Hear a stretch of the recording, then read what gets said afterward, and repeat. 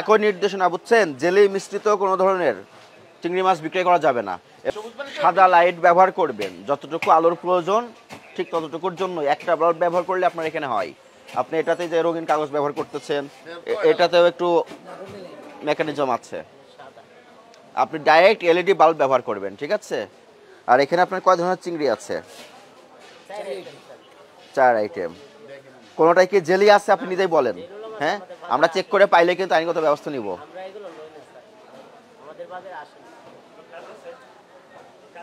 আপনি একটা দেখান এখান থেকে।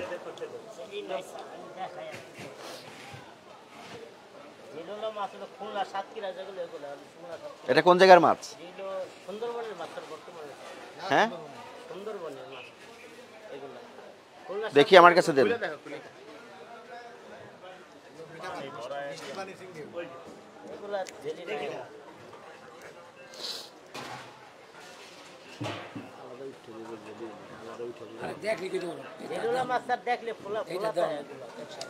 এটা একটু দেখি।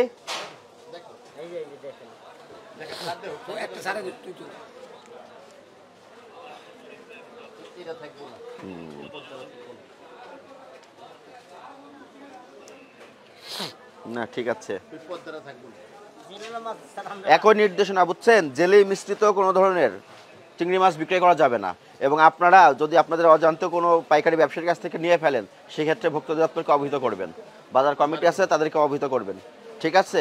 যদি আমরা কখনো এসে ধরতে পারি যে আপনারা জেলি মিশ্রিত চিংড়ি বিক্রয় করছেন, সেক্ষেত্রে আপনাদের বিরুদ্ধে আইনগত ব্যবস্থা নেওয়া হবে, ঠিক আছে?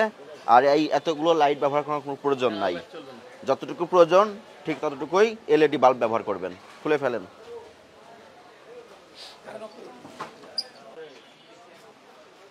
মূল্য তালিকা প্রদর্শন করা আছে কোথায়?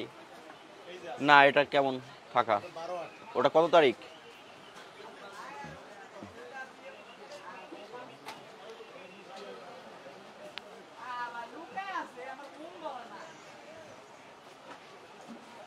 দেখি। আপনাদের তো বাজারের অনেক প্রশংসা, আপনারা তো প্রতিনিয়ত আমরা মনিটরিং আসি, আপনাদেরকে বললি, আপনারা কথাও শোনেন, কিন্তু আপনার এটা দেখে তো আমি হতাশ হলাম। আপনি লাস্ট 12 তারিখে হালনাগাদ করেছেন, আজকে 31 তারিখ। কয়দিন বন্ধ ছিল? গতকাল খোলা ছিল, আজকে খুলছেন। তো খোলার পরে এটা কেন সংশোধন করেন নাই? বনলতা মার্কেটে স্যার কি বলবো, যে প্রত্যেকটা ব্যাপারে বনলতা মার্কেট এই এলাকাটা সুনামধন্য, কিন্তু ভোক্তা অধিকার, ওই বাণিজ্য মন্ত্রণালয়, কৃষি মন্ত্রণালয়, সব জায়গায়।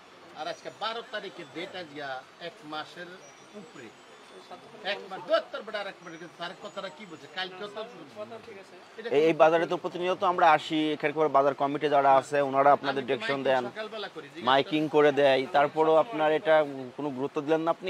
আপনার তো উচিত ছিল সকালে দোকানটা খুলে মূল্য তালিকাটা হালনাগাদ করে প্রদর্শন করবেন। আগের কাজ আগে করতে হবে। আমি তো এগুলো দিয়ে আসার পথে আরও কয়েকটা দোকানে এলোমেলো পেয়েছি, কিন্তু তারা লিখে রেখেছে। আপনারটা যে 12 তারিখ, এটা ঠিক হয়নি, এটা খুবই হতাশাজনক।